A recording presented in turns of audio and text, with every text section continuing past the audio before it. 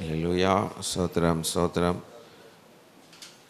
தம்மோடு சஞ்சரிப்பவர்களை காப்பாற்றுகிறார். உறுதியாய் பற்றி கொண்டவர்களை காப்பாற்றுகிறார். கபடற்றவர்களை தேவன் காப்பாற்றுகிறார். உண்மையாய் இருக்கிறவர்களை காப்பாற்றுகிறார். பரதேசிகளை காப்பாற்றுகிறார். உன்னதமானவருடைய மறைவில் இருக்கிறவர்களை கர்த்தர் காப்பாற்றுகிறார். சீஷனாய் மாறினால் அவனை கர்த்தர் காப்பாற்றுகிறார். 7 கேரக்டரிஸ்டிக்ஸ் இருக்கிற ஒரு நபர்களை கர்த்தர் காப்பாற்றுகிறார். அப்போ கர்த்தருடைய பாதுகாப்பு நமக்கு எந்த சூழ்நிலையிலையும் நமக்கு ரொம்ப அவசியம். அல்லேலூயா.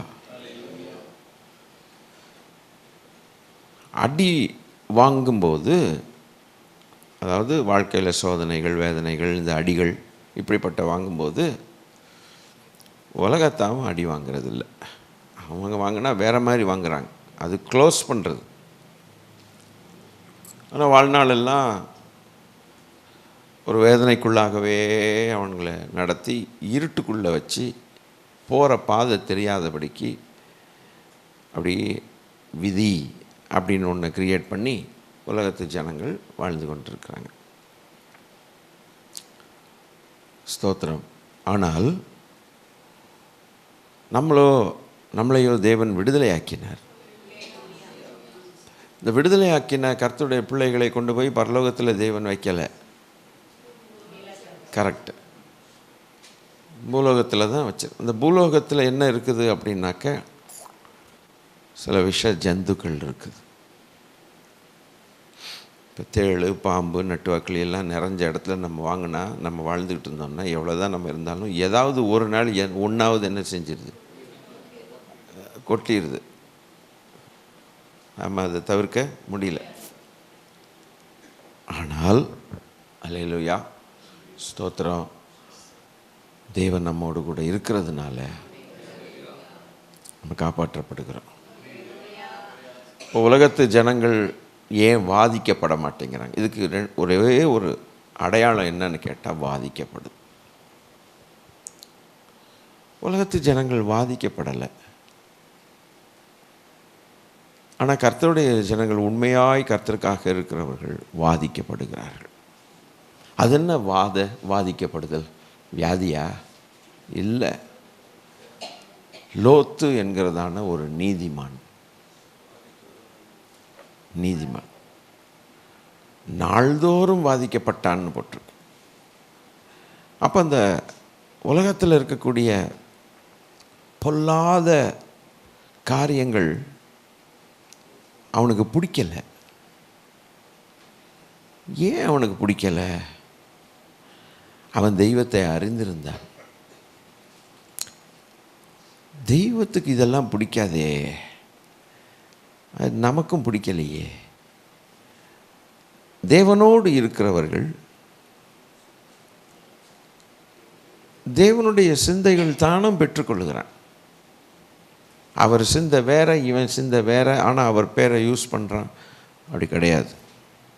கர்த்தருக்கு ஸ்தோத்திரம். அவர் மைண்டில் என்ன வச்சுருக்கிறாரோ இவனும் அதே மாதிரி மாறிடுறான், ஈர்க்கப்படுகிறான். தெய்வத்துடைய இருதயம், மனசு, சிந்தையினாலே இழுக்கப்படுகிறான். உலகத்தின் காரியத்துக்காக இழுக்கப்படுகிறார்கள் உலகத்து ஜனங்கள். அது உலகத்தில் இருக்கிற ஆவி அவர்களை இழுக்குது. நம்மையோ தேவ ஆவியானவர் இழுத்திருக்கிறார். உண்மையான தேவனுடைய பிள்ளைகள் தேவ ஆவினாலே தன் பக்கமாக இழுக்கப்பட்டவர்கள். அப்போ தேவனுடைய சிந்தை அவர்களுக்குள்ளே தேவன் வைக்கிறார். அவருடைய தாட்ஸ், அவருடைய நினைவுகள், அவருடைய எண்ணங்கள், அவருடைய சத்தியம், அவருடைய பரிசுத்தம், அவருடைய நீதி அவர்களுக்குள்ளே தேவன் பொக்கிஷமாக வைக்கிறார். தேவனுடைய பொக்கிஷங்களை மனதிலையும் இருதயத்திலையும் சுமக்கிற நடமாடும் மனுஷர்கள் நீதிமான்கள் இந்த உலகத்தில். அப்போது இந்த உலகத்தின் நீதிகள் எப்படி அதை ஏற்றுக்கொள்ள முடியாது. அதனால தான் அதுக்கு விலகியே, மனதளவிலையும் செயலளவிலையும் விலகியே ஓட வேண்டியிருக்குது. மிக்ஸ் பண்ண முடியவே முடியாது. இதிலிருந்து நாம் ஒன்று புரிந்து கொள்ளலாம், நாம் தேவனுடைய பிள்ளைகள் அப்படி. அவங்க தான் இப்படி இருப்பாங்க.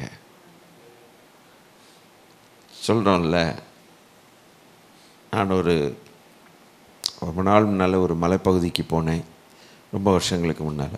அப்போது அந்த பகுதிகளை அந்த காலத்தில் அரசாண்ட ராஜ பரம்பரை, ராஜ குலத்தில் இருக்கிற அரசர்கள், கடைசி அரசன் இருப்பான் பார்த்தீங்களா,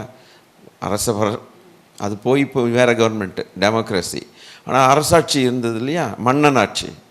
அந்த கடைசி அரசன் அந்த மலை உச்சியில் ஒரு வீட்டில், பேலஸில் வாழ்கிறார். அந்த அரசனுடைய கடைசி மகன். அதுக்கப்புறம் அந்த மன்னனாட்சி போயிடுச்சு. ஆனாலும் அந்த ஊர் ஜனங்கள், அந்த இப்போ இருக்கிற கவர்மெண்ட்டு அந்த அரசனுக்கு மரியாதையை வச்சுருக்காங்க. என்ன, நம்மளெல்லாம் ஆண்ட அரசர்கள் அப்படின்னு. அப்போ அவங்கள கேட்டேன், வருவாங்களா நம்ம மத்தியில், இப்படி நம்மளை போல் காய்கறியை வாங்க வருவாங்களா அப்படின்னு. வரமாட்டாங்க. அவங்களுக்கு எல்லாம் மேலே போயிடும், வரவே மாட்டாங்க. ஏன்? அவங்க கல்ச்சர் வேறு, நம்மளை மாதிரி அவங்க மிக்ஸ் பண்ண மாட்டாங்க. அவங்களால வர முடியாது. ஏன்னா அவங்க மன்னர்கள் பரம்பரை, அரசாட்சி செய்தே பழக்கம் பிளட்டில் இருக்குது, ரத்தத்தில் இருக்குது. ஸோ அவங்க மனசெல்லாம் அந்த அரசாட்சி, அரசன், மன்னன், அந்த மரியாதைக்குரிய அந்த அதில் தான் இருக்கும். நம்மளை மாதிரி நார்மலாக வரும், எப்பயாவது கீழே வருவாங்க, அவ்வளோதான். பார்க்குறது ரொம்ப அபூர்வம் அப்படின்னு. சரி, நம்மளையாவது அவங்கள பார்க்க விடுவாங்களா? பார்க்க முடியாது. அவங்க லைனே தனி, அவங்க அப்படியே வாழ்ந்துடுவாங்க, அப்படியே போவாங்க. இது எப்படி இருக்குது கேட்குறதுக்கு? இது மாதிரி தான் தேவனுடைய பிள்ளைகள் இருக்கிறாங்க. அவங்க உலகத்தில் ஊர் சுற்றினாலும் கூட எண்ணெயும் தண்ணியும் ஒட்டாத மாதிரி இருப்பாங்க. அதுதான் அடையாளம். அப்போ பாம்புகள், தேள்கள் நடுவில் நம்ம இருக்கிறதுனால சில சோதனைகள், வேதனைகள் நம்மையும் தாக்குது. அதனால தான் ஆண்டவர் சொல்லுகிறார், நீ அவைகள் தாக்காதபடிக்கு வாசல்கள் பூட்டப்பட்டிருக்கணும்னு சொன்னார். ஜாமக்காரனை வைங்கிறார். ஜாமக்காரன்னு ஜபம். பவுல் தான் பிரசங்கம் பண்ணுறாரா பெருசாக? நாங்கள் பிரசங்கம் பண்ணுவோன்னு 7 பேர் எந்திரிச்சாங்க. யார்? ஸ்கேவா அப்படிங்கிற ஒரு ஆசாரியனுடைய பிள்ளைகள். யார் அவங்க? பொதுமக்கள் கிடையாது. நடந்தது என்னன்னு உங்களுக்கு தெரியுமா? ஆசாரியனுடைய பிள்ளைகளுக்கு ஏன் நடக்குது? கண்டுபிடிச்சிட்டிங்களா? ஆசாரியன் தானே, அழைக்கப்பட்டவங்க தானே, வேறு பிரிக்கப்பட்டவன் தானே, கனமான ஊழியத்தை செய்கிறவன் தானே, அவனுக்கு பிறந்த வித்து தானே, அந்த வித்து பரிசுத்த வித்து தானே. பின்ன ஏன் பீஸ் ஆக்கணும் பிசாசு? இதில் புரிஞ்சுக்கணும். இப்போ பவுல் நான் ஜெயம் பெற்றுட்டேன் பற்றியா, நம்ம எல்லாத்துக்கும் ஜெயன்னு சொன்னான்னா, இப்போ இந்த ஆசாரியர்கள் அடி வாங்கினாங்களே, இதுக்கு யார் பதில் சொல்ல? அவங்க எப்படி ஜெயம் பெற்றாங்கன்னா, அவங்க உஷாராக இருக்காங்க. பேசின ஐயா பயங்கர உஷாரு, சும்மாவா? நம்ம உஷாராக இல்லை. ஸோ என்னது உண்மையான அந்த ஊழியம் செய்யணுன்னா எப்படி செய்யணுன்னா, உஷார் இல்லாதவங்களை உஷார் ஆக்கணும். அப்போ அவங்க என்ன ஜெயம் சொல்கிறாங்களோ, நம்மளும் என்ன செஞ்சிடுவோம்? ஜெயந்தான் சொல்லி. என்ன நடக்குது? கர்த்தர் காப்பாற்றாமல் போகலை, அவன் டோரை ஓப்பன் பண்ணிட்டான். இப்போ அடி கொடுக்கிறது கர்த்தர் அல்ல, அப்புறம் அவன் மனம் திரும்பி தேவனிடத்தில் வரும்போது, சாரி கேட்டு வரும்போது அவர் உடனே இறங்குகிறார். இறங்கி மறுபடியும் அவனை சுத்திகரித்து, அவர் எப்போதும் சுத்திகரித்து ரெடியாக இருக்கிறார். அவருடைய ரத்தம் எப்போதும் ரெடி. மனம் திரும்பி மனம் கசந்து வரும்போது ரெடியாக இருக்கிறார். உதவி செய்கிறதற்கு வல்லவன் உள்ள தேவன், உதவி செய்ய துடிக்கிற தெய்வம். மறுபடியும் கேட்டு மூடப்படுது. கிருபையா மூடித்தாரார். மதிகேட்டுனாலே கேட்டு திறக்கும். அந்த கேட்டு திறந்ததுக்கு அப்புறம் ஜெயம் ஜெயம்னு சொல்லி ஒரு பிரயோஜனம் இல்லை. ஏன்னா கேட்டு திறந்துருச்சு. என்ன வந்துச்சு? உள்ளே வந்துருச்சு. உள்ளே வந்ததுக்கப்புறம் ஜெயம் ஜெயன்னா அப்புறம் நம்மளே கேட்க ஆரம்பிப்போம். ஜெயம் ஜெயன்னு சொன்னோமே, அவரும் கற்றுக் கொடுத்தாரு, என்ன ஆச்சு இப்போ என் நிலைமைன்னு. இது அவிசுவாசத்தில் இருக்கிற ஒருத்தனுக்கு இந்த மாதிரி ஒரு கேள்வி கேட்டால் இருக்கிற விசுவாசமும் போயிடும். ஆமாம், நம்மளும் ஆண்டவரை நம்பி இருந்தோம், என்ன பிரயோஜனம்? பார்த்தியா அவங்க எப்படி இருக்காங்க, இவங்க எப்படி இருக்காங்க. சும்மாடா, இந்த போதகர்களுக்கு வேறு வேலை இல்லைடா. அவங்க உற்சாகமாக என்னத்தையாவது வசனத்துலேருந்து சொல்லிட்டு போவாங்கடா, அவங்க வாழ்க்கையிலே அடி வாங்குவாங்கடா, அதை சொல்ல மாட்டாங்கடா வெளியில். இப்படி போகுது வண்டி. நீ போதகர்களுக்கும் ஒரு சோர்வு. என்ன ஆண்டவரே, நல்ல காரியங்களில் ஜெயத்தை பற்றியும் வெற்றி பற்றி தான் போதிச்சுக்கிட்டு இருக்கிறேன், ஆனால் எங்கள் வாழ்க்கையிலேயே இப்படி நான் இது எங்கே வெளியில் சொல்ல முடியும் ஆண்டவரே? விசுவாசியாக இருந்தால் நாங்கள் விசுவாசிகள் சொல்கிறத காதில் கேட்டு அவங்களுக்காக ஜெபிக்கிறோம், எங்களுக்காக யார் ஜெபிப்பா, யார்கிட்ட சொல்ல முடியும்? நல்லா இல்லையே ஆண்டவரேன்னு போதகர்கள் சொர்ந்து போவாங்க. ஆக மொத்தம் சத்தியம் தெரியாமல், ஒன்றும் தெரியாமல் 2 பேருமே என்ன செய்கிறோம்? இந்த 2 பேருமே ஜெயிக்கணும்னா சத்தியம் தெரியணும், உண்மை தெரியணும், என்ன செய்யணும்னு 2 பேருக்குமே தெரியணும். 2 சாராருக்கும் தெரியணும். உங்களுக்கும் தெரியணும், போதகனுக்கும் தெரியணும். இப்போ போதகனுக்கு தெரிஞ்சிருச்சுன்னா போதகன் கரெக்டாக என்ன செய்வான்? க்ளீனாச்சு. இதுதான் மெத்தடு. ஸோ இந்த 7 காரியங்கள், இன்னும் பல காரியங்கள் உண்டுன்னு வச்சுங்களேன். வசனத்தில் இருக்கும், நம்ம தேடி கண்டுபிடிச்சா யாரை காப்பாற்றுகிறாங்கிறது நல்லா தெரியும். ஒரு உதாரணமாக, ஆனால் அருமையான காரியங்கள், சூப்பரான காரியங்கள்.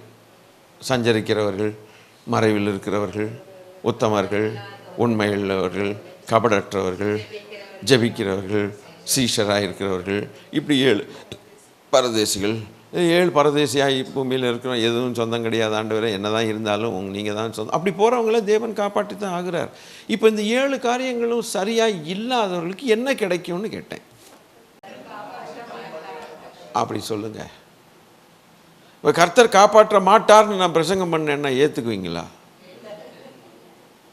என்ன பாஸ்டர், இந்த சபைக்கே போகக்கூடாதுப்பா, தைரியமே வர மாட்டேங்குது, ஐயா என்னப்பா இப்படி பேசுகிறாரு அப்படின்ட்டு இருக்கோம். அப்போ கர்த்தர் மேலேயே ஒரு அவிசுவாசம் வந்துடும். ஐயா, இங்கே கண்டிஷன் என்ன? இந்த 7 காரியங்கள் உள்ள மனுஷர்கள் அவர் காப்பாற்றாமல் இருப்பாரோ விட்டுருவாரோ? அதுக்கு மாத்திரம் சவுண்டு வருது பலமா. அப்போ அது ஒரு கண்டிஷன் இருக்குது. இந்த 7 காரியங்கள்.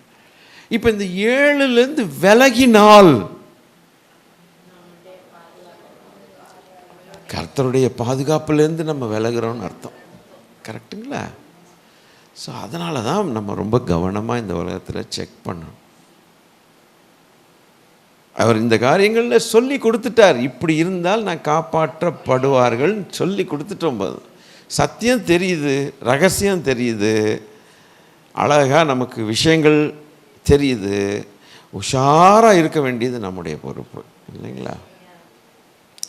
இவன் இந்த ஸ்கேவாவுடைய பயல்கள் என்ன கூத்தடைச்சானுங்களோ குத்தாட்டம் போட்டானுங்களோ எனக்கு தெரியாது. உங்களுக்கும் தெரியாது, எனக்கும் தெரியாது. அவங்க அப்பா ஆசாரியர், அவர் எப்படி ஊழியம் செய்தார்னு எனக்கும் தெரியாது, உங்களுக்கும் தெரியாது. அவர் உண்மையாக ஊழியம் செய்தாரா இல்லையா, இல்லை கடமைக்கு செய்தாரா, இல்லை உண்மையாக செஞ்சுட்டு பிள்ளைங்க போக்கிரித்தனமாக இருந்தானுங்க. சாமுவேலுடைய பிள்ளைகள் சாமுவேல் மாதிரி வரல. ஏலியின் பிள்ளைகள் பொல்லாத பேலியாளின் மக்களாக இருந்தாங்க. ஏலி ஒரு நல்ல ஆசாரியன் தானே. இருக்கிறாங்க, அன்னைக்கு இருக்கிறாங்க, இன்றைக்கும் இருக்கிறாங்க. அப்போ இவனுங்கெல்லாம் ஊரெல்லாம் சுற்றிட்டு அப்படி இப்படி ஜாலியாக வந்துட்டு என்னென்ன அட்டகாசம் பண்ணானுங்களோ எழுதப்படலை. வாலிப பயல்களாக இருந்திருப்பானுங்கன்னு நினைக்கிறேன். 7 பயல்க. இங்கே புதுசாக இருக்கிறா, இங்கே ஒரு ஆள் பாடுறா ஏசு கிறிஸ்துன்று, இங்கே பேயெல்லாம் ஓடுதுடா, அற்புதம் நடக்கு, மச்சான் இங்கே வாடா அப்படி இப்படின்ட்டு இந்த பயல்க அண்ணன் தம்பிங்க இதை பாடுறா இதை பாடுறா இதை பாடுறா, என்னடா இந்த ஆள், நம்மளும் சொல்லி பார்ப்போம்டா, பிசாசு பிடிச்சேன் ஏசு நாமத்தில் போ அண்ணா, சினிமா பார்க்குற நீ என்னை ஓட்டுறியாடா, அடித்து பாஞ்சி கடைசியில் சட்ட துணி இல்லாமல் நிர்வாணமாக ஓடிட்டான். ஐயோ தெரியாதனமாக தொட்டுட்டோமாடா, ஏன் நடக்குது இது ஏன் நடந்தது? எனக்கு வெளித்தோற்றமாக பார்க்கும்போது ஆசாரியனுடைய பிள்ளைகள் தான் வெளித்தோற்றமாக பார்க்க முடியுது. பாஸ்டருடைய பிள்ளைங்கள் அப்படின்றாங்க உடனே வெளித்தோற்றமா. ஆனால் அந்த பிள்ளைகள் இந்த 7 காரியங்கள் இல்லையே. உங்கள் அப்பா பாஸ்டராக இருந்து என்ன பிரயோஜனம்? உங்கள் மாமா பாஸ்டராக இருந்து என்ன பிரயோஜனம்? இல்லை உங்கள் பெரியப்பா சித்தப்பா பாஸ்டராக இருந்து ஊழியக்காரன் பாஸ்டராக இருக்கிறது பெரிய ஆசீர்வாதம் இல்லைன்னு சொல்ல. அந்த ஆசீர்வாத குடும்பத்தில் வர்றது ஒரு பெரிய கிருபை தான். ஆனால் உங்கள் அப்பா பாடின வெற்றியின் பாடல் உன்னால் பாட முடியுதா? முடியலையே. அவருக்கு அப்போ பாதுகாப்பு இருக்குது, இவங்களுக்கு இல்லை. தெளிவாயிட்டிங்களா? நம்ம சத்தியத்தை கற்றுக்கொள்ள வேண்டியது. அப்பா பாஸ்டராக இருக்க வேண்டிய அவசியம் கூட இல்லை. ஒரு அப்பா அம்மா நல்ல நீதிமான்களாக இருந்திருப்பாங்க, அவங்க பின்னால் பிள்ளைகளுக்கு பாதுகாப்பு இல்லாமல் இருந்திருக்கும். ஆனால் பிள்ளைகளுக்கு அடைக்கலம் உண்டுன்னு போட்டிருக்குது, இல்லைன்னு சொல்ல. அந்த பிள்ளைகள் தன் தகப்பனையும் தாயையும் போல அந்த வழியில் நடந்தால் பிள்ளைகளுக்கு அடைக்கலாம் உண்டு. ஒரு ஆபிரகாமுக்கு அடுத்து ஈசாக்கு தேவனோடு கூட சஞ்சரித்த மனுஷன். அதுக்கப்புறம் ஒரு யாக்கோபு, அவனுக்குள்ளே சில சட்டையான காரியங்கள் இருந்தாலும் அவன் புத்தி அப்படி இருந்தாலும் கூட, ஏன்னா அவன் பிறப்பிலே அவன் புத்தியை காட்டிட்டான். பிறக்கும்போது இன்னும் வெளியிலே வரல, ஆனால் அவள் புத்தியை காட்டிட்டான். அது ரைட்டு, விட்டுருங்க, அவன் கேரக்டர் அது. ஆனால் அவன் தேவனுக்கு பயந்து தன் தகப்பனும் தன் தாத்தாவுக்கும் தேவன் கொடுத்த வாக்குத்தத்தங்கள் எல்லாம் நினச்சி க்ளீனாக ரூட்டுக்குள்ளே மறுபடியும் வந்துட்டான்.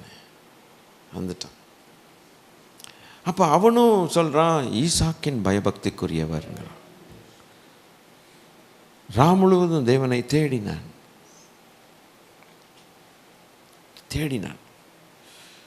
அந்த வழி கரெக்டான வழியே வருது. ஆனால் சில தகப்பன்மார்கள் தாய்மார்கள் நல்லா இருக்கிறாங்க, அவனுடைய பிள்ளைகள் அந்த ரூட்டில் வரல. இன்றைக்கும் அப்படி தான் இருக்குது அநேக இடங்களில். அப்பாவுக்கு அடுத்து ஊழியத்தை எடுத்து செய்யக்கூடிய பையனை ஆளை காணோம், அவன் என்கிட்ட ஓடிட்டான், எனக்கு தேவையில்லைன்ட்டு ஓடிட்டான். அப்படியெல்லாம் இருக்குது. அது எப்படியோ எது என்னவோ, தேவன் நம்மை காப்பாற்ற வேண்டுமானால் அவருடைய நிபந்தனைகளுக்குள்ளாக நாம் வர வேண்டியது அவசியமாக இருக்கிறது. சரிதானே? இதனால் காப்பாற்றப்பட்டவர்களுடைய சாட்சிகள் பிரமாதமாக இருக்கும். அதை கேட்டுட்டு சரியாக இல்லாதவன் கேட்டுட்டு என்னதான் குதிச்சாலும் அவனுக்கு அந்த பாதுகாப்பு இல்லாமல் போகிறது. ஆக நம்ம என்னத்தை கற்றுக் கொடுக்கணும்னா, அந்த பாதுகாப்பு வேண்டுமானால் நாம் அவருடைய கற்பனைகள் எப்படி நான் அதை கற்றுக்கொண்டேன், சீரியஸ் ஆனேன். ஆகையினால நீங்கள் அதில் சீரியஸ் ஆனீங்கன்னா என்னை மாதிரி நீங்களும் சொல்ல முடியும், இல்லாவிட்டால் நீங்கள் சொல்ல முடியாதுங்கிறத அதை கற்றுக் கொடுக்கணும். எமோஷனலாகி நம்ம அல்லேலூயா சொல்லிட்டு அல்லேலூயான்னு சொல்ல வாக்குத்தத்தங்களை வார்த்தையில் சொல்லிட்டு ஓடுறதுனால நல்லது, வாக்குத்தத்தங்கள் வாயில் அறிக்கை பண்ணுறது நல்லது. பட் லைஃப் நேற்று ஒரு இடத்துல போய் ஒரு குடும்பங்களை சந்தித்து, இந்த குடும்பத்தில் ரட்சிக்கப்படாதவங்க பாதி இருந்தாங்க, அவங்களுக்கு போய் உட்காந்து சுவிசேஷத்தை சொல்லிகிட்டு இருந்தேன். அப்போது நல்ல தாட்ஸ் எல்லாம் வந்துச்சு.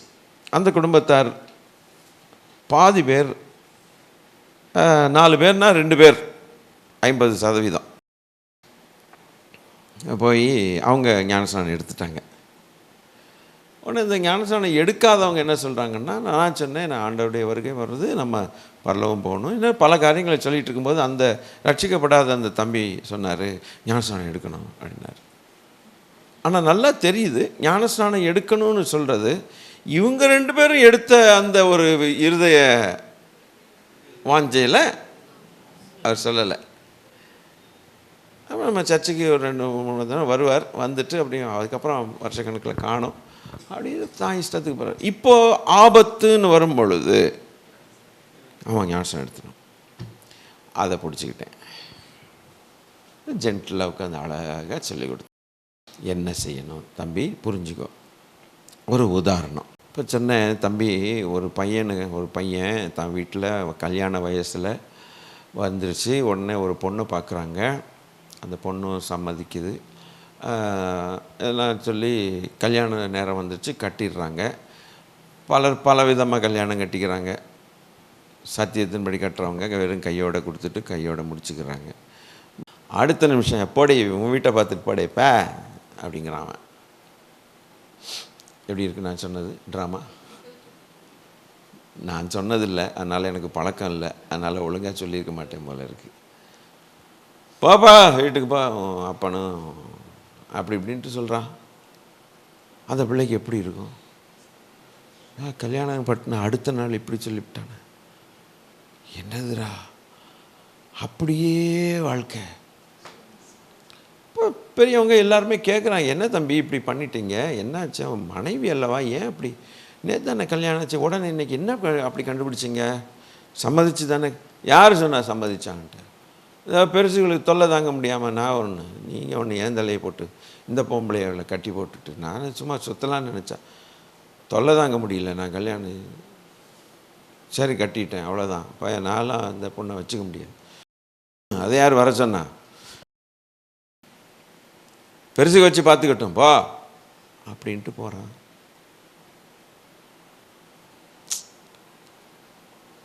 அவ்வளோதான், அத்தோட எல்லாருடைய இருதயமும் கிழிஞ்சே போச்சுன்னு வச்சுக்கலாம், பேப்பர் கிழிஞ்ச மாதிரி கிழிஞ்சு. அப்போ நான் கேட்டேன், தம்பி கல்யாணம் பண்ணது உண்மைதான், ஆனால் உங்கள் இருதயத்தில் நீங்கள் என்ன செய்யலை, கல்யாணம் பண்ணலை இல்லையா? அதுபோல் இருதயத்தில் ஆண்டவரோடு உறவு வச்சுக்கணும்னு நீங்கள் வராமல் ஞானஸ்நானத்துக்கு ஊச்சிங்கன்னா என்ன பிரயோஜனம்? இப்போ இருதயத்தில் கல்யாணத்துக்கு வருது அந்த பெண்ணு, இந்த புருஷன் 2 பேரும் மனசில் பிடிச்சிருக்குது, சரி நம்ம வாழணும், இவங்கள பிடிச்சிருக்குது அவங்கள பிடிச்சிருக்கு, சரி அப்படி பிடிச்சிருக்குதுங்கிறதுனால ஓடி போயிடலாமா? இப்போ ரோட்டில் ஒரு பொண்ணை பிடிச்சிருக்கா அப்படின்னு தள்ளிட்டு போயிட்டே இருக்கலாமா? சமுதாயம் ஒத்துக்குமா? அதுக்கு ஒரு அடையாளத்தை காட்டணுமா இல்லையா? அதுதான் கல்யாணம். அதுக்கு நாங்கள் சேர்ந்து வாழுவோம், எங்களுக்கு பிடிச்சிருக்குது சேர்ந்து வாழுவோம், அதுக்கு ஒரு அடையாளம் சமுதாயம் பார்க்கட்டும், சமுதாயம் பார்த்து ஏற்றுக்கொள்ளட்டும். ஆமாம் அடையாளம் வச்சுருக்காங்க, இனி ஒழுங்காக இதே நீ விரும்புகிற மாதிரியே ஒழுங்காக குடும்ப வாழ்க்கையை நடத்து அப்படின்ட்டு சமுதாயம் ஏற்றுக்கொள்வது போல தான். நான் இதே ஒரு உதாரணத்தை தான் அங்கேயும் சொன்னேன். அதுபோல் நம்ம ஆண்டவரோடு நம்ம இருதயத்தோடு பின்னி பிணைஞ்சி ஒன்றாக்கி உறவு வச்சு, ஆண்டவரே இனி நீங்களும் நானும் தான்னு சொல்லி அதுக்கு ஒரு அடையாளம் வேணுமல்லவா? அதுதான் ஞானஸ்நானம். இப்போ உங்களுக்கு புரிஞ்சுதான்னு கேட்டேன். அப்போ தான் விளக்கெண்ணெய் குடித்த மாதிரி இருந்தாங்க. அடா இப்படி சொல்லிவிட்டான், நம்ம டப்புன்னு ஒரு ஞானஸ்நானம் எடுத்துகிட்டு அப்படி ஒரு உண்டியில் டபக்குன்னு ஒரு காணிக்கையை போட்டு அப்படி போயிட்டா டக் டக் டக் டக் டக் டக் டக்கெல்லாம் கிடையாது. இருதயத்தோடு தேவனோடு வச்சிருக்கிற அந்த உறவு, அது ரிலேஷன்ஷிப், அதை எஸ்டாப்ளிஷ் பண்ணுறதுக்கு பண்ணுறேன்னு சொல்கிறவன் அடையாளத்தை காட்டிட்டு, நீ இதை சொல்கிறீன்னா இப்போ எனக்கு ஒரு அடையாளம் காட்டுங்கிறார். எப்படி கல்யாணத்தில் ஒழுங்காக அந்த பொண்ணை பிடிச்சிருக்குது, இந்த ஐயாவை எனக்கு பிடிச்சிருக்குதுன்னு அவங்க 2 பேரும் சொல்லி நாங்கள் குடும்ப வாழ்க்கை நடத்துவோம் அப்படின்ட்டு ஒரு உண்மையாக அந்த குடும்ப வாழ்க்கைக்காக ஆசைப்பட்டு வர்றவங்களுக்கு ஒரு அடையாளம் காட்ட வேண்டாம் சமுதாயத்தில்? அதுபோல் இல்லைன்னா என்னாகும், நான் முன்னால் சொன்னதாகும். டம் டம் டும் டும் டம்னு தாலி கட்டிடுவான். அது எந்த முறையோ எதுலையோ ஒன்று போய் தொலைச்சி கட்டிடுவான். கட்டிட்டு அடுத்த நிமிஷம் தலை கட்டி படுத்த செத்த நீன்ட்டுருவான். என்ன ஆகுறது அப்புறம்? அப்போ that marriage is a broken marriage. அது எடுபடாது. நீ கட்டினது உண்மைதான், அதுபோல தான் ஸ்கேவானுடைய பிள்ளைங்க. ஸ்கேவான் ஆசாரியன்தான், அவங்க ஆசாரியனுடைய பிள்ளைகள் தான். ஆனால் இயேசுவின் நாமத்தில் தப்பாக பயன்படுத்திட்டாங்க, அடி வாங்கிட்டாங்க. So what matters is the heart to heart. இருதயத்தோடு இருதயம், அவருடைய இருதயத்தோடு நம்முடைய இருதயம். அவர் தான் நம் நாயகன். அவர் நம்மை நேசிக்கிறதுல சந்தேகமே கிடையாது. அவர் நம்மை நேசிப்பதில் குறைவு வைப்பதே கிடையாது. நம்மக்கிட்ட தான் பிரச்சனை இருக்குது. நாம் முதல்ல நேசிக்கணும். நேசித்தா நிறைவான நேசம் வைக்கணும். அவர் நேசிக்கிறது போல் அவர் தான் இனி எனக்கு, வேறு யாரும் இல்லை அப்படின்னு வாழ்ந்துட்டா எந்த பேயும் தொட முடியாது, எந்த மனுஷனும் தொட முடியாது. இது செய்யாதவனுக்கு பேய் தொட முடியாதுன்னு சொன்னால் அவனு ஆமேன்னு சொல்லிட்டு போவான், பட்டு நடி வாங்கிறான். புரியுதா உங்களுக்கு? அப்போ கர்த்தருடைய பாதுகாப்புக்குள்ளே நாம் இருக்க வேண்டுமானால் அவருடைய உறவுக்குள் நாம் இருக்க வேண்டும். இல்லாவிட்டால் பாதுகாப்புன்னு சொல்லி அவருடைய பெயரை சொன்னாலும் கூட ஒழுங்காக இருக்கிற குடும்பத்தில், கணவன் மனைவி ஒழுங்காக இருக்கிற குடும்பத்தில் ஒருத்தருக்கு ஒருத்தர் அந்த குடும்பத்தில் பாதுகாப்பு இருக்கும். அந்த கணவன் பாதுகாப்பார் அல்லவா? தன் மனைவி இஷ்டத்துக்கு தாறுமாறாக இருந்து, தன் பிள்ளைகள் தாறுமாறாக இருந்தால் எப்படி பாதுகாக்கணுங்கிற எண்ணம் எப்படி வரும்? அந்த குடும்பம் செதஞ்ச குடும்பமாக மாறிடும். அப்போ அவங்க என்ன செய்கிறாங்கன்னா, இந்த மாதிரி நிலைமையில் என்ன நடக்குது அப்படின்னா, கதவு மற்றவங்களுக்கு திறந்துடுறாங்க. எவன் நம்ம குடும்பத்தில் வரக்கூடாதோ திடீர்னு செல்ஃபோன்காரன் பேசுவான், திடீர்னு எவனோ பேசுவான். சொல்கிறது நீங்கள் நல்லா புரிஞ்சுக்கணும். நைட்டு 12:30 1 மணிக்கு இவர் மொட்டை மாடிக்கு எந்திரிச்சு போகிறார். யாருங்க இவனை மொட்டை மாடிட்டு போய் இந்த ஒரு நபர் பேசிகிட்டே இருக்கிறாங்க, யாருங்கன்னு அதுவா? அது பிஸ்னஸில் வேலை செய்கிற இடத்துல அந்த ஃபைல் காணோம். 1 மணிக்காடா காணாமல் போகும் ஃபைலு? இல்லை, அது அடுத்த நாள் காலையில் தேடி கண்டுபிடிக்கிறதுக்குள்ள பாஸ் கத்துவார்ல, டே கதை கட்டுறதுல பெரிய ஆள்டா நீ. இது இப்படியும் தப்பு, அப்படியும் தப்பு. அப்போ உள்ளே வர்றது யாரெல்லாம் வர்றா? உதாரணத்துக்கு நீ எவனோ உள்ளே வர்றான், ஏன்டா உள்ளே வந்தானுங்க? யார்டா திறந்தா? ஒன்று ஐயா திறந்தார், இல்லைன்னா 2 பேருமே திறக்கலைன்னா அந்த குடும்பம் நல்ல குடும்பம், அதுதான் கரெக்டான குடும்பம். கரெக்டா? அது கர்த்தர் பாதுகாப்பார். நான் வரும்போது அவர் பாதுகாக்கக்கூடிய அளவுக்கு அவர் சொன்னபடி நாம கரெக்டாக வச்சுக்கணும். நாம வாசல்களை மூடி. மனுஷர்கள் ஒருத்தன் இருக்கானே, அவன்கிட்ட கொஞ்சம் கூட நல்லதுன்னே இல்லை, நல்லதுன்னு கொஞ்சம் கூட இல்லாத ஒருத்தன் சுற்றிட்டு இருக்கிறான். அவன்கிட்ட போய் நம்ம உறவு வச்சுக்கலாமா ஐயா? அவன்கிட்டையும் அவன் ஆளுகள்கிட்டையும். இதுக்கு தான் நம்ம காப்பாற்றி கொள்ளணும். அப்போ தேவன் நம்மை காப்பாற்றும். எந்த ஒரு குடும்பம் கதவெல்லாம் அடைச்சி தேவனோடு கூட இருந்து, ஒரு உதாரணத்தை சொல்லி நான் அப்படியே முடிச்சிடுறேன். லோத்து நல்லா தான் இருந்தார்,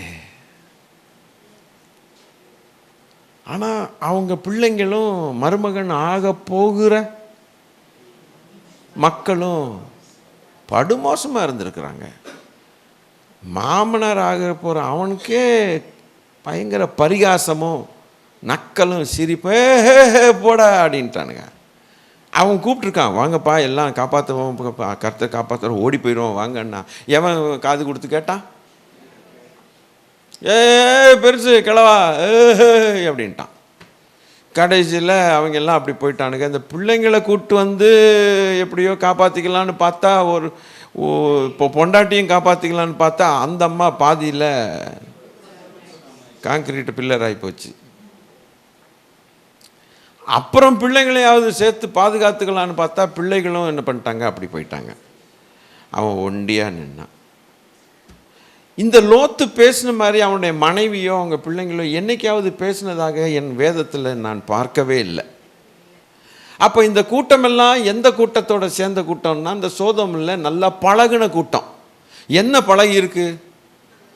அந்த பாவங்களோட அவங்க பழகின கூட்டமாக. எனக்கு புரியுற வரைக்கும் எந்த இடத்துல ஒரு காரியத்தை அதிகமாக செஞ்சுக்கிட்டு இருந்தோமோ அதுக்கு நம்ம அடிமையாயிடுறோம். அது அந்த பழக்க வழக்கத்துக்கு அடிமையாயிடுறோம்.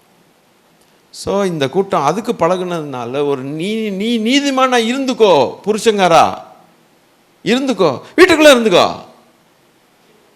அவங்க லாங்குவேஜ் எப்படி இருந்திருக்கணும், அவங்க பாஷை எப்படி இருந்திருக்கணும்னா, உன்னுடைய பக்தி உன் வீட்டோட வச்சுக்கப்பா, எங்கள்கிட்டெல்லாம் காட்டாத, நாங்கள் உல்லாசமாக இருக்க வேண்டிய ஆட்கள். இவர் பாவம், இவங்களை விட்டு ஓடவும் முடியல, உள்ள மாட்டிக்கினாரா நல்லா. அதே நேரத்தில் இவங்களை போல இவர் என்ன செய்ய முடியல, வெளி உலகத்தில் போய் உல்லாசமாக வாழவும் முடியல, இவங்களை விட்டு ஓடவும் முடியல. ஐயோ படுற பாடு.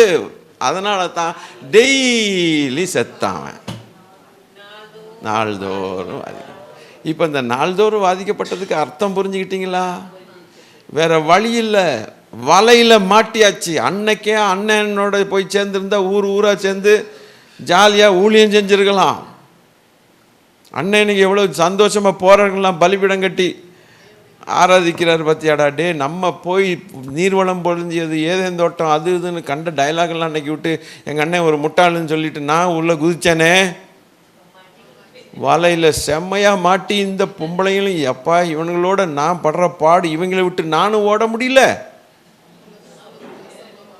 அதுகள மாதிரி என்ன செய்ய முடியல, மனசு சுத்தமாக வர மாட்டேங்குதுன்னா. ஒரு நிமிஷம் இவங்கள மாதிரி என்னால் வர முடியல. என்ன பண்ண ஆண்டவரே, என் வாழ்க்கை எப்போ முடியும்? என்னை எத்தனை முறை சொல்லியிருப்பானே, என்னை தயவுசெய்து பரலோகத்துக்கு கூட்டு போயிருங்க, நான் செத்துடுறேன், வேண்டாம் வேண்டாம் வேண்டாம். அவனுக்கு இது எழுதலை, என்னுடைய கற்பனை. எனக்கு இந்த முடியல, என்னால் இந்த சனியனங்களோட விட்டு ஓடவும் முடியல. இதுகளை மாதிரி ஜாலின்னு சொல்கிறாங்களே, அந்த ஜாலி எனக்கு ஜாலியாகவே இல்லையே. அப்போ ஆண்டவர் கை கொடுத்தாரோ? அந்த ஒரு மனுஷனுக்கு தேவன் ஒரு இரக்கம் பாராட்டினாங்க. லோத்தை ரட்சிக்க அப்படின்னு போட்டதுனால எபிரேய புஸ்தகத்தில் லோத்தை ஆனால் ஆதியாமத்தில் பார்க்கும்போது அவனையும் ரட்சிக்காத மாதிரி தெரியும். ஆனால் வேதம் எபிரேயரில் சொல்கிறத வச்சு பார்க்கும்போது அந்த நீதிமானாகிய லோத்தை ரட்சிக்க. அப்போ மற்ற மனைவி பிள்ளைங்கள நீதிமானுடைய மனைவி தானையா, நீதிமானுடைய பொம்பளை பிள்ளைங்க தானையா. ஏயா அது என்ன வேசிக்கு பிறந்தவங்களா? அப்போ ஒரு நீதிமானுடைய சந்ததி ஆசீர்வதிக்கப்படும் பூமியிலே பலத்த ஜாதியர்கள் சொல்றீங்களே, ஏன் இப்போ கைவிட்டீங்க நீதிமானுடைய சந்ததிய? படங்கள் பத்தீங்களா? இதை புரிஞ்சிக்காதவங்க மேலோட்டமாக போய் என்ன கடைசியில் நம்ம கேட்குற கேள்விக்கெல்லாம் பதில் இல்லை, எப்போயோ தெரியாது, போட ஆளை விடுன்னு போயிட்டே இருப்பான். ஆளை விடுன்னு நீ வெறுப்பேற்றுறதுக்காக வேதம் நமக்கு கொடுக்கப்படல. பாரதை நீதிமானாகிய லோத்தை ரட்சித்திருக்கன்னு போட்டிருக்கும் போது நீதிமானுடைய மனைவி ரட்சிக்காம தேவன் இருப்பாரோ? நீதிமானுடைய சந்ததியை குறித்து எவ்வளவு வாக்குத்தத்தங்கள் எழுதப்பட்டிருக்குதே. ஆனால் ஏன் நீதிமானுடைய சந்ததிகள் அடி வாங்குதுங்க? பரிதாபமாக அடி வாங்குது. இவன் டோர் எப்பவுமே பூட்டி இருக்கு, வாசல் அது டோர் எப்பவுமே. அவ என்ன பண்ணி நாய் எது வேணா உள்ளவா, அந்த சோதமே இது இருதய கதவை திறந்தனால எங்க இருக்கு சோதம் உள்ள. இது ஃபுல்லா சோதம். காலையில் எழுந்திரிச்சு ராத்திரி 12-1 மணி வரைக்கும் சோதம் தான். அங்கே என்ன இன்னைக்கு என்ன நினச்சி அங்கே போமா, நாளைக்கு அங்கே போயிடலாம் அப்படின்ட்டு பிள்ளைங்களும் அம்மாவும் என்ன பண்ணியிருக்கோம், அங்கே போயிடலாம், அங்கே போனால் ரொம்ப ஜாலியாக இருக்கும், அங்கே என்ன பார்த்துலாம், அங்கே அதே பழகிட்டோம் அப்படின்ட்டு ஒரு பேக்கை குடிச்சு படுத்துருக்கோம். இந்த லோத்துடைய குடும்பத்தில் இன்னும் லோத்து தோத்துறன்னு சொல்லிட்டு, ஆண்டவரே இன்னும் நான் ஏன் உயிரோடு இருக்கிறேன் ஆண்டவரே அப்படின்னு சொல்லி இவன் பெக்கடிக்க முடியுமா? முடியாது. அடிக்கவும் முடியாது, அடிக்கவும் மாட்டான், அடிக்கவும் முடியாது. ஐயோ அருவருப்பாக இருக்கும். அதுகளுக்கு மிதக்குது பண்ணி சாக்கடையில் உருண்ட மாதிரி. ஆனால் அதுகளுக்கு பேர் என்ன? இவன் நீதிமான், அது நீதிமானுடைய சந்ததி. பிசாசின் பிள்ளைகளாக இருக்கிறாங்க. கடைசியில் எல்லாமே அழிஞ்சது பற்றிங்களா? அப்போ லோத்து ஒரு ஜெயகீதம் பாடியிருப்பான் நிச்சயமா. ஏன்னா அவன் நீதிமான், தேவனோடு இருக்கிறவன். ஒரு சின்ன தப்பு பண்ணி விலகி வந்துட்டான். அதுக்கப்புறம் அவன் திரும்பி அந்த பக்கமே போக முடியல. ஆபிரகாம்கிட்ட முடியல. ஒன்ஸ் ஒரு சின்ன தப்பு நடந்து போயிட்டா திருப்பி வர்றது பயங்கர கஷ்டம். தேவ பிள்ளைகளே, தேவ பிள்ளைகளே, அந்த அந்த ஸ்லிப்பு மாத்திரம் ஆயிடக்கூடாதுன்ட்டு சொல்லிட்டு இருக்கேன். ஒரு சின்ன தப்பு நடந்துருச்சு, ஆழமா சீக்கிரமா வேகமா கொண்டு போயிருது. சில மிருகங்களை பார்க்கலாம் நீங்கள், பூனையோ அல்ல நாய்க்குட்டியோ, சில நேரங்களை நீங்கள் அப்சர்வ் பண்ணுங்கள். ஒன்று பார்த்துக்கிட்டே இருக்கும். ஒன்று கிடச்சதுன்னு கவ்விட்டு என்ன வேகத்தில் போகுதா? மெதுவாக அங்கேயே சாப்பிட. அதுக்கு தெரியுது ஓட்டம் பிச்சுட்டு எங்கிட்டாவது ஓடினா தான் நம்ம தப்பிச்சோம். குடு குடு குடு குடுன்னு ஓடிடுது. ஓடி எங்கேயாவது புதறக்குள்ள போயிடுது. அதுபோல தான் பாவமும். அந்த ஜஸ்ட் அதுக்கு ஒரு இடம் கொடுத்துட்டா கவ்விட்டு, வாழ்க்கையை கவ்விட்டு அந்த சைடு வேகமாக போயிடுது. ஆனால் அதை வேகமாக போனதை திருப்பி கொண்டு வர்றது எவ்வளவு கஷ்டமாக இருக்குது தெரியுமா? ரொம்ப கஷ்டமாக இருக்கும். அவன் இதுலேருந்து புட்டிங்கி கொண்டு வந்து அதுக்கு சரியான ஆட்களை கர்த்தர் நமக்கு தரணும். தந்தாத்தான் நமக்காக ஒருத்தங்க, நம்மளால் ஓட முடியலை, சோர்ந்து போய் கிடக்கிறோம். யாராவது ஒருத்தர் அடித்து ஜபத்தில் உடச்சி கொண்டு வந்து அப்போ தான் நம்ம திரும்பி வர முடியுது. எவ்வளவு பாடு! அந்த ஸ்லிப் ஆகாமல் கொண்டு போகிறது தான் நாம் தேவனோடு வச்சிருக்கிற உறவுக்கு அடையாளம். ஒரு லோத்து கொண்டு வந்துட்டான், ஆனாலும் தப்பு பண்ணிட்டான். அந்த ஸ்லிப்பை, ஒரு ஆபிரகாம் ஸ்லிப் ஆகாமல் சரியாமல் கரெக்டாக கொண்டு போய் சரிஞ்சு விழாமல் க்ளீன். ஆபிரகாம் நினச்சிருந்தா லோத்து போல் என்ன பண்ணியிருக்கலாம்? சரி நானும் வந்துடுறேன், நம்ம 2 பேரும் ஒன்றா வாழுவோம், சொந்தக்காரங்களாயிட்டோம் அப்படின்ட்டு போயிருக்கலாம். தேவனை பிடிச்சிட்டான். நோ, சரியவே மாட்டேன். நான் ஆண்டவரை பிடிச்ச நான் அவரை விட்டு இனி விலகவே மாட்டேன். சரிஞ்ச போகணும். அவன் கையில் கொண்டு போய் நான் மாட்டினேன்னா அவன் வேகமாக கவ்விட்டு, என்னை கவ்விட்டு எங்கே கொண்டு போவான்னா பயங்கர பாதாளத்தில் கொண்டு போய் வச்சிருவான். அவன் லாக் பண்ணி வச்சிருவான், பூட்டி வச்சிருவான். நான் நகர விட ஜெயிலில் போட்டுருவான். இனி என்னை யாராவது விடுவிச்சா தான் உண்டு. ஆக மனதளவில் அவன் கல்யாணம் கட்டுறானா, இல்லை கல்யாணத்துக்கு ஒரு அடையாளத்தை போட்டு மனசு அந்த பெண் மேலேயோ அல்லது அந்த ஆண் மேலேயோ இல்லாமல் இருக்கிற ஒரு குடும்பத்தை போல் இருக்குதா வண்டி? இங்கே தான் நம்ம முக்கியம். இன்றைக்கி நிறைய பேர் மனதளவில் ஆண்டவரை நேசிக்க மாட்டாங்க. ஆனால் அந்த கோயிலுக்கு போய் ஒரு உண்டியலுக்குள்ள ஒரு காசு போட்டால் நமக்கு நல்லது நடக்கும் அப்படிமா இப்படி என்னத்தையோ சொல்லுவானுங்க. என்ன, ஒரு வருஷத்துக்கு 2 தடவை மாதா கோயிலுக்கு போய் மெழுகுவத்தி ஏற்றிட்டா இது என்னது? இது ஒத்து வராது. இன்றைக்கி விசுவாசிகள்னு வர்றாங்க, அதில் எத்தனை பேர் எத்தனை ரகம் நமக்கு தெரியாது. எது எப்படியோ யார் எப்படியோ, நம்ம அவருடைய நேசகுமாரன் நம்முடைய ஆத்ம நேசர். இந்த ஸ்லோகனை மறக்கக்கூடாது. பிதாவின் நேசகுமாரன் நம்ம ஆத்மாவின் நேசன். நான் நேசிக்கிற என் நேசர். அவர் நம் ஆத்மாவை நேசிக்கிறது மாத்திரமல்ல, நாம் நேசிக்கிற நேசர் பிதாவின் நேசகுமாரன். அப்போ இந்த முப்புரி நூல் அருமா, இதுதான் முப்புரி நூல் அல்ல, அருமா பிளெஸ்ஸிங்காக இருக்கும். ஜெபம் பண்ணுவோமா? ஒரு சில காரியங்களை கர்த்தர் உணர்த்தியிருப்பாங்க நமக்கு. நம்ம சரி பண்ணலைன்னா சரி பண்ணிக்கணும், சரியாக இருக்கிறோன்னா சரிஞ்சு விழாமல் பத்திரமாக வச்சுக்கணும்.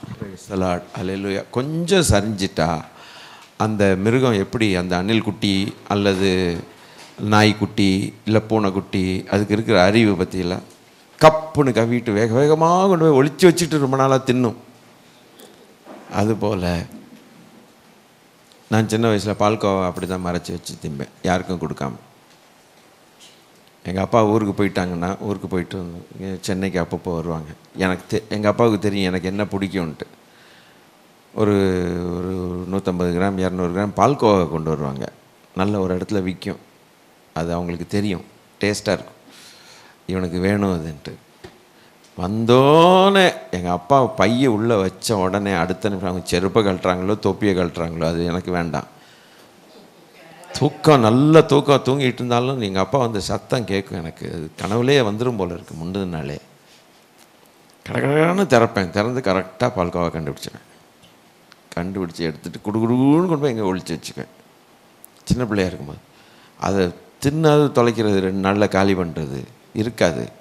20 நாள் கொஞ்சம் கொஞ்சமாக நக்கி. ஸ்கூலுக்கு போனாலே மனசெல்லாம் அந்த பால்கோவா இருக்கும். திடீர்னு எவனாவது கண்டுபிடிச்சி அந்த இடத்த விட்டு எடுத்துட்டான்னு வச்சுங்களேன், வந்து பார்த்தா காணலன்னு பதறது. இப்படித்தான் பிசாசு. அவன் கோட்டைக்குள்ளே ஒளிச்சு வச்சுருந்ததை கர்த்தர் கண்டுபிடிச்சி வந்து எடுத்து நம்மளை கொண்டு வந்து இங்கே வச்சுக்கிட்டாரு. அவன் வந்து பார்த்தான்,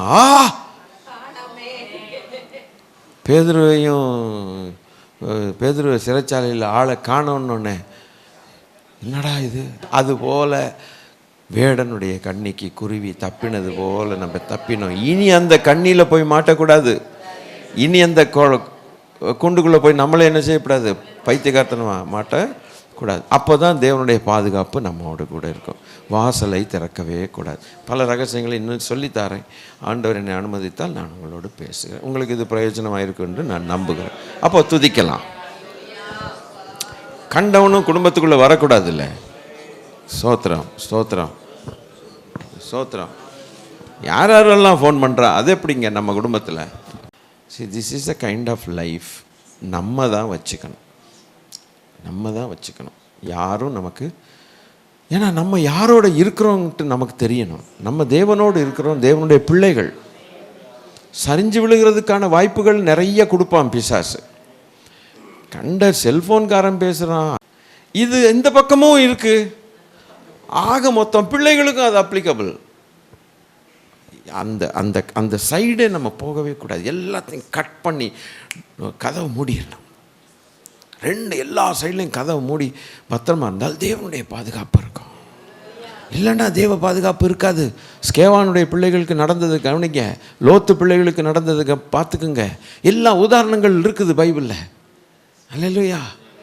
ஆனால் ஒரு ஆபிரகாமுடைய பிள்ளைகளை கவனிங்க எப்படி இருக்காங்கன்ட்டு. அப்படி நம்ம அமைச்சுக்கலாமே இல்லை? கர்த்தர் நல்லவர். அப்போ தேவனுடைய ஆசீர்வாதத்தின் கரம் நம்மோடு இருக்கும்போது சகல ஆசீர்வாதங்களும் நமக்கு என்ன செய்யுது, வரத்தான் செய்யுது. கர்த்தருக்கு சொல்லுது. அப்படியே ஒருவேளை இழப்புகள், மற்ற காரியங்கள், தேள்கள், பாம்பு கொட்டினாலும் கூட கர்த்தர் நமக்கு உதவி செய்ய வல்லவராக இருக்கிறார். அவருடைய உதவி நமக்கு வேணும். ஆனால் உதவி எப்போங்கிறது தான் நான் பாடம் கற்றுக்கொள்ளணும். உதவி வேணும் இருக்குன்னு சொல்லிட்டு கண்ட கழுதையும் குப்பையும் போயிட்டு உதவின்னா தான் கிடைக்கும், உதவி இல்லை. அதுதான் முக்கியமான பாடம். ஜெபிப்பா, கொஞ்சம் ஜெபி, துதிக்கலாம். ஆண்டவரை ஸ்தோத்திரம் பண்ணி, அப்பா இந்த பாடங்களுக்காய் நன்றி நன்றி. நல்ல பாடங்கள் எல்லாம் எங்களுக்கு கற்றுத்தர்றீங்க. கிடைக்காத பாடங்கள், வெளியில் கிடைக்காது. கர்த்தர் நல்லவர். ஸ்தோத்திரம். ஒரு லோத்தை காட்டினீங்க, ஒரு ஸ்கேவான் பிள்ளைகளை காட்டினீங்க, சாமுவேலுடைய பிள்ளைகளை காட்டினீங்க. இன்னும் நிறைய பாஸ்டர்ஸுடைய பிள்ளைகள் அவங்கள போல வரல, இருதயத்தில் இல்லை. வெளியில் கல்யாணத்துக்கு ஒரு அடையாளம் காட்டிட்டான், உள்ளேயோ அந்த பிள்ளையை நேசிக்கலை, அந்த ஆள், அந்த ஐயாவை இந்த அம்மா நேசிக்கலை. எப்படி குடும்பமாக முடியும்னு சொல்லுங்கள்? இப்படி தான். ஹல்லேலூயா. ஸ்தோத்திரம் ஸ்தோத்திரம். சரியக்கூடாது, சரிஞ்சிடக்கூடாது. கண்டவன் ஃபோன்களையும் நம்ம அட்டன் பண்ணக்கூடாது. யாருக்கும் கொண்டு போய் நம்ம செல்ஃபோனை கொடுக்கக்கூடாது. யாருக்கும் கொடுக்கக்கூடாது. கொடுத்தா ஹஸ்பண்டுக்கு பேரை கொடுக்கணும். ஹல்லேலூயா. மனைவியுடைய செல்ஃபோனை ஹஸ்பண்டு யார்கிட்டையும் கொடுக்கக்கூடாது. ஸ்தோத்திரம். தப்பு. கண்டவனும் அது வாசல் திறந்த மாதிரி. கண்டவனும் வந்து ஃபோன் பண்ணி கண்ட நேரத்தில் என்னத்தை பேசுவானோ தெரியாது. எப்பா பெரிய ஆபத்தை மாறிடும், அது ஆபத்தாக போயிடும். அதுபோல் உங்கள் செல்ஃபோன், பிள்ளைகள் செல்ஃபோன் யார்கிட்டையும் கொடுக்கக்கூடாது. கர்த்தர் நல்லவர். அல்லேலூயா. ஸ்தோத்திரம். பூட்டியே வச்சுக்கணும் வாசலை. தேவன் தான் திறக்கணும் நம்ம வாசலை, தேவன் தான் நம்ம வாசலை பூட்டணும். தேவையான அவர் திறக்கட்டும். நானா திறந்து போக மாட்டேன். நல்லா இருக்கா இது? என் வாசல் திறக்கணும்னா அவர் திறக்கட்டும். திறந்து போயிட்டு வாம்பாரு, உள்ளே வச்சுட்டு டப்புன்னு பூட்டிடுவார். நோவா மாதிரி. நோவா பிழைய போய் திறந்துதான் பூட்டினதான் வருதான், திறந்துதான் வருதான். இப்போ நம்மளுடைய குடும்பங்கள் அப்படி இருந்தால் தேவனுடைய பாதுகாப்பில் அழகாக இருக்கும். ஆமேன். ஜெபம் பண்ணுங்க. பிள்ளைகளுக்காக எல்லாருக்காக ஜெபம் பண்ணுங்க. ஜெபம் பண்ணுங்க. ஸ்தோத்திரம், ஸ்தோத்திரம், ஸ்தோத்திரம், ஸ்தோத்திரம். அப்பா பா, இந்த பாடங்களுக்காக நன்றி, நன்றி, நன்றி, நன்றி. பெற்றோர்கள் எப்படி இருந்தாங்களோ பிள்ளைகள் கவலைப்படாதீங்க, பெற்றோர்களுக்காக ஜெபம் பண்ணுங்க. ஆனால் நீங்கள் நாளைக்கு குடும்பங்கள் ஆகும்போது இதெல்லாம் ஞாபகத்தில் வச்சுட்டு உங்கள் குடும்பத்தை இப்படி பண்ணுங்க. அல்லேலூயா. சோத்திரம், சோத்திரம். பெற்றோர்கள் பண்ணுற தப்பை நீங்கள் பண்ணணும்னு அவசியமே இல்லை. Glory to God. ஹல்லேலூயா. அவங்க எதை பண்ணிட்டு போயிட்டாங்க, அவ்வளோதான், விட்டுருங்க. சோத்திரம், சோத்திரம். எங்கள் அப்பா அப்படி பண்ணோரு நோன்னு அப்படிலாம் போகாதீங்க. எங்கள் அப்பா பண்ணது எனக்கு பிடிக்கல, வேதத்தின்படி சரி கிடையாது. எங்கள் அம்மா பண்ணுறது வேதத்தின்படி சரி கிடையாது, ஆனால் நான் அப்படி இருக்க மாட்டேன்னு நீங்கள் வேதத்தின்படி வாழ்க்கையை அமைச்சுக்கிட்டிங்கன்னா உங்கள் வாழ்க்கை, உங்கள் சந்ததியை கர்த்தர் ஆசீர்வதிப்பார். கர்த்தர் நல்லவர். அல்லேலூயா. எங்கள் அப்பா ஜெபம் பண்ணாமல் படுத்து தூங்கினார், நானும் அப்படி இல்லை. அல்லேலூயா. எங்கள் அம்மா ஜெபிக்காமல் தூங்குறாங்க, இல்லை அப்படி இல்லை, நான் ஜெபிப்பேன்னு எந்திரிக்கணும். நீங்கள் யார் என்ன பண்ணாலும் நம்ம கர்த்தருடைய வழியில் நம்ம நடக்க ஒப்பு கொடுக்கும்போது, அல்லேலூயா. ஆண்டவரே, இந்த பாடங்களுக்காக உமக்கு நன்றி சொல்லுகிறோம். அதிகாலையில் அறிவை புகுட்டுகிற தெய்வம், ஸ்தோத்திரம். எங்களோடு கர்த்தர் நம்முடைய வார்த்தைகளும் உதாரணங்களை வச்சு எங்களோடு பேசினதுக்காய் ஸ்தோத்திரம். எப்படி இருந்தால் கர்த்தர் காப்பாற்றுவார், எப்படி இல்லாவிட்டால், அப்படி இல்லாவிட்டால் கர்த்தருடைய பாதுகாப்பு இல்லாமல் போகிறது என்கிறதான தெளிவை கர்த்தர் எங்களுக்கு கற்றுத்தந்ததுக்காய் நன்றி. தொடர்ந்து ஆசீர்வதித்து எங்களை வழி நடத்துங்க. கர்த்தர் இயேசு கிறிஸ்துவின் நாமத்தில் கேட்கிறோம் பிதாவே. ஆமென். என் ஆத்துமாவே என் முழு உள்ளமையோட பரிசுத்த நாம ஆத்மாவே ஆமென். அவர் செய்த சகல உபகாரங்களையும் மறவாதே. ஆமென். கர்த்தர் உங்களை ஆசீர்வதிப்பாராக. ஆமென்.